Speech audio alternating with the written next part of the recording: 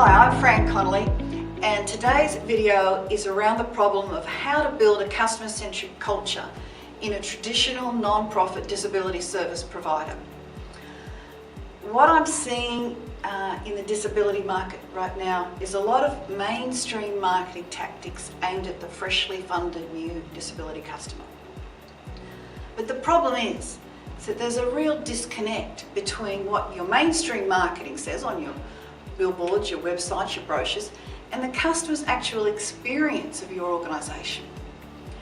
And this gets back to the issue of building a customer-centric culture. So hopefully this little video will help. So before the NDIS, this was the traditional hierarchy.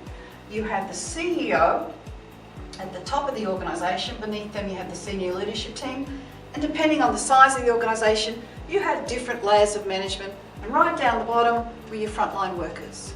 Now the key relationship that determined your long-term financial sustainability was this one. And that's the relationship that your CEO held with government, your state funder. In New South Wales, that was ADIC. There was a different state government department in each state. So that was before the NDIS. Now with the NDIS, the whole power balance has been tipped on its head. You've got your frontline staff member interacting directly with your customer.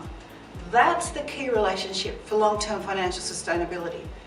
And everyone else in that organisation exists to support that relationship, to support the quality and the fit and the match, so that your frontline staff member is the person that the customer chooses to work with. So the implications of this shift are massive, and probably too many to cover in this video. But the number one thing is that this is an entirely new key relationship for your long-term financial sustainability. What your frontline support worker feels, your customer's going to feel. So if they don't feel supported or heard, neither will your customer. So the entire organisation is focused on that relationship. Secondly, hubs are going to beat hierarchies every time. The more you can decentralise your decision making to empower that relationship at the front line, the better. Thirdly, the customer is the key and the starting point for every decision. So, I don't know, I could talk at length about that, but this is not about looking at the NDIS. This is not about looking at your competitors as the benchmark of what you should be doing.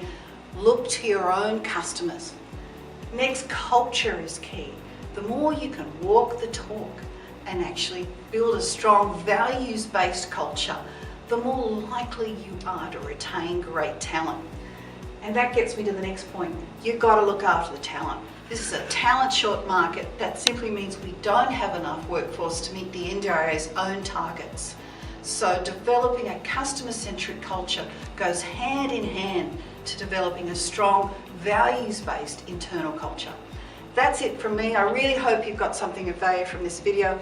Either way, I'd love to hear your feedback. Thanks.